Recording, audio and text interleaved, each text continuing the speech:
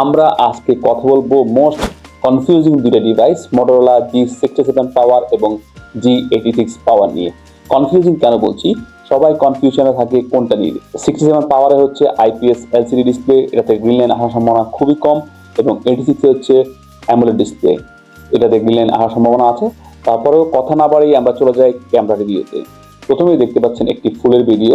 এখানে 86 এর ভিডিও ধরনটা একটু জুম এবং 67 এর ভিডিওটা একটু ওয়াইড, তবে কালার অ্যাকুরেসি এবং ডিটেলসের ক্ষেত্রে G86 কিছুটা এগিয়ে। পরবর্তী যে ভিডিও সিনটি দেখতে পাচ্ছেন, এখানে দেখতে পাবেন শ্যাডো এরিয়াতে 86 একটু বেশি ডার্ক করে ফেলে, 67 একটু ব্রাইট রাখে। এরপর আমরা ডে লাইটের ছবিতে মুভ করি। দেখা যাচ্ছে এখানেও ভিডিওর মতো একই জিনিস মেনটেন করছে G86 পাওয়ার। শ্যাডো এরিয়াগুলোতে বেশি ডার্ক দেখাচ্ছে G86 এর ফটোগুলো। এরপরে যদি আমরা নাইট মোডে চলে যাই, একই জিনিস কিন্তু কন্টিনিউ করছে 86। এখানেও কিছুটা ডার্কার ছবি তুলছে G67 এর তুলনায়। আপনারা আর কিছু ছবি দেখতে থাকুন, দেখবেন একই জিনিস মেনটেন করছে G86 পাওয়ার। নাইট মোডে 67 পাওয়ারটাকে যতটা ব্রাইট মনে হচ্ছে, 86 কে ততটা ব্রাইট মনে হচ্ছে না, বেশি ডার্কার মনে হচ্ছে। তবে ডিটেলসের ক্ষেত্রে 86 অনেকটা এগিয়ে থাকবে। দুইটা ফোনের ক্ষেত্রেই আপনারা ফ্রন্ট ক্যামেরা এবং ব্যাক ক্যামেরা দিয়ে 4K 30fps এ ভিডিও করতে পারবেন। তো চলুন আমরা আরো কিছু ভিডিও দেখি। এখন দেখতে পাচ্ছেন Motorola G67 পাওয়ারের ফ্রন্ট ক্যামেরার ভিডিও, যেটা 4K 30fps এ রেকর্ড হচ্ছে।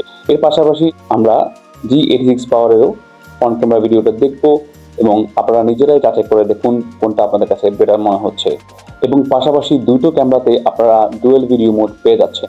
একটা ইম্পর্টেন্ট পয়েন্ট, Moto G86 এর ব্যাক ক্যামেরায় আপনারা OIS পাচ্ছেন, কিন্তু G67 পাওয়ারে OIS পাচ্ছেন না। সো ভিডিওর ক্ষেত্রে কম্পারেটিভলি 86 পাওয়ারে স্টেবল থাকবে ব্যাক ক্যামেরায় অনেক বেশি। এখন আমরা দেখব ফ্রন্ট ক্যামেরার পোর্ট্রেট।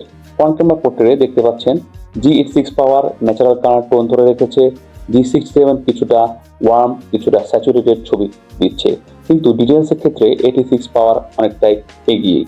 ফ্রন্ট ক্যামেরার পোর্ট্রেটের ক্ষেত্রেও দেখতে পাচ্ছেন 86 কিছুটা বুস্ট আপ করেছে কালার, G67 কালার কিছুটা ন্যাচারাল রাখার চেষ্টা করেছে, কিন্তু ব্যাকগ্রাউন্ড বোকেটা 86 এ কম্পারেটিভলি ন্যাচারাল মনে হচ্ছে, G67 এ একটু আর্টিফিশিয়াল মনে হচ্ছে। নাইট সেলফিতে এখানে 86 অনেক এগিয়ে 67 এর তুলনায়।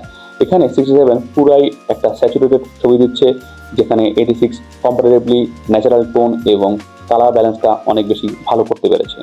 এখন আমরা দেখব ব্যাক ক্যামেরা। ব্যাক ক্যামেরার ক্ষেত্রে আলট্রা ওয়াইডে 86 এবং 67 প্রায় কাছাকাছি পারফর্ম করে, কিন্তু 86 কিছুটা ডিটেলসে এগিয়ে থাকবে। এবং পাশাপাশি ব্যাক ক্যামেরার ক্ষেত্রে আপনারা কোনো প্রকার 2x শ্যুট পাচ্ছেন না, 2x পোর্ট্রেটও পাচ্ছেন না দুটো ফোনেই। সূর্যের বিপরীতে যখন ছবি তোলা হচ্ছে, তখন কম্পারেটিভলি 67 এর তুলনায় 86 পাওয়ার কিছুটা ব্রাইটার ছবি দিতে পারছে।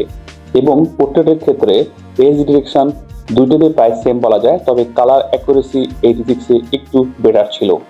আলট্রা ওয়াইডের ক্ষেত্রে G86 67 এর তুলনায় অনেক বেশি এগিয়ে। আর্টিফিশিয়াল লাইটে আলট্রা ওয়াইডেও G86 অনেক বেশি, এবং পোর্ট্রেট মোডের ক্ষেত্রে 86 এর কালার ব্যালেন্স এবং এজ ডিরেকশন G67 এর তুলনায় অনেক বেশি বেটার ছিল। এবং নাইট হিউম্যান পোর্ট্রেটে 86 কিছুটা স্যাচুরেটেড ছবি দিলেও ডিটেলসটা 67 এর তুলনায় অনেক বেশি বেটার ছিল, এবং লাইট ব্যালেন্সটাও বেটার ছিল। ব্যাক ক্যামেরা ভিডিওর ক্ষেত্রে আপনাদেরকে আগেই বলেছি, দুটো ক্যামেরায় 4K 30fps এ ভিডিও রেকর্ড করতে পারে। আপনারা নিজেরাই দেখে নিন কোনটা বেটার মনে হচ্ছে আপনাদের কাছে। এতক্ষণ তো ক্যামেরা নিয়ে কথা বললাম, আপনারা নিজেরাই বুঝতে পেরেছেন কোনটা বেটার। আমার মতে 86 কিছুটা বেটার, কিছুটা এগিয়ে আছে 67 এর তুলনায়। যেহেতু OIS আছে 86 এ, সেহেতু ভিডিও স্টেবিলাইজেশন ক্ষেত্রে 86 অনেকটাই এগিয়ে থাকবে। আমার পার্সোনাল পছন্দ থাকবে G86 পাওয়ার। তবে আমি প্রথমে একটু কনফিউশনে ছিলাম, আমি নিজেও চেয়েছিলাম সেকেন্ডারি ফোন হিসেবে এই দুটি ফোনের ভিতর থেকে একটি ফোন নিই, কিন্তু প্রথমে আমি 67 কে বাছাই করেছিলাম IPS ডিসপ্লের জন্য, যেটাতে গ্রিন লাইন পড়ার সম্ভাবনা নাই বললেই চলে। কিন্তু অ্যামোলেডে গ্রিন লাইন পড়ার সম্ভাবনা অনেক বেশি থাকে, সেই ভয় থেকে আমি 67 কে বাছাই করেছিলাম। পরবর্তীতে আমি সবকিছু দেখার পরে আরেকটা পয়েন্ট আপনাদেরকে বলে রাখি, এখানে G86 পাওয়ারে IP68 এবং 69 এর রেটিং রয়েছে, যেটা আপনারা পানির নিচেও ইউজ করতে পারবেন। যদিও আমরা রিকমেন্ড করি না পানির নিচে ইউজ করার, তারপর এটা বেটার চয়েস হয়েই থাকবে। G67 এর IPS ডিসপ্লে কিন্তু এখানে নিচের বেজেলটা অনেক অনেক বেশি। অপরদিকে 86 পাওয়ারের পুরো সিমেট্রিক্যাল একটা বেজেল ছিল এবং সেটা অ্যামোলেড হওয়াতে কালারগুলো একটা পপ আপ দেখতে অনেক বেশি সুন্দর লাগে। ব্যাটারির ক্ষেত্রে 67 পাওয়ারের 7000 mAh ব্যাটারি এবং 86 এর 6720 mAh ব্যাটারি। কাছাকাছি দূরত্ব, বেশি পার্থক্য বলা যাবে না, এবং চার্জ হতে দুটিতে প্রায় 1.5 ঘন্টা প্লাস প্লাস সময় লাগে। চার্জিং ব্যাকআপও দুটোই প্রায় সেম দিয়ে থাকে। G67 হয়তো 20 থেকে 25 মিনিট একটু বাড়তি চার্জ ব্যাকআপ দিয়ে থাকে, তবে দুটি প্রায় সেমই বলা যায়। সর্বশেষ কনক্লুশন এই যে, যদিও এদের দামের পার্থক্য এখন 2 থেকে 2,500 টাকা, কিন্তু কিছুদিন আগে NEIR নিয়ে যখন আন্দোলন চলতেছিল তখন কিন্তু G67 পাওয়ারের প্রাইস ছিল 22,200 বা এরকম, এবং G86 পাওয়ারের প্রাইস ছিল 22,800। কিন্তু আন্দোলন সফল হওয়ার পরে ব্যবসায়ীরা দামটা বাড়িয়ে দিল। এখন G67 যদিও 22,000 পাওয়া যাচ্ছে, কিন্তু 86 পাওয়ার পাওয়া যাচ্ছে 24,500 বা 24,000 বা 25,000। এখানে ব্যবসায়ীরা একটু চালাকি করলো আর কি জনগণের সাথে, দামটা হঠাৎ করে বাড়িয়ে দিল। যেখানে ওদের ব্যবসা নিয়ে টানাটানি পড়তেছিল সেখানে সুযোগ পেয়ে দামটা বাড়িয়ে দিল। এই ধরনের অসাধু ব্যবসায়ীর পক্ষে আমরা কখনোই না। তবে কনক্লুশন হচ্ছে এটাই, যদি আপনার বাজেট 2 থেকে 2,500 টাকা বাড়াতে পারেন তাহলে এখানে G86 নেওয়াটাই ফার বেটার। হ্যাঁ, একটা সমস্যা থেকে যায়, যেহেতু অ্যামোলেড ডিসপ্লে যে কোনো সময় এখানে গ্রিন লাইন পড়তে পারে। যদিও মোটরোলা ডিভাইসের ক্ষেত্রে এখনো পর্যন্ত গ্রিন লাইন সমস্যা খুব কমই হয়েছে, তারপরও আপনি যদি 2 থেকে 3 বছর ইউজ করার পরে একটা গ্রিন লাইন পড়ে, তখন আপনি ফ্ল্যাট ডিসপ্লে হওয়াতে ডিসপ্লেটা চেঞ্জ করাটা অনেক সহজ হবে। তো এই ছিল আজকের ভিডিও। পরবর্তী কোনো ভিডিওতে দেখা হবে নতুন কোনো টেক নিয়ে। আসসালামু আলাইকুম।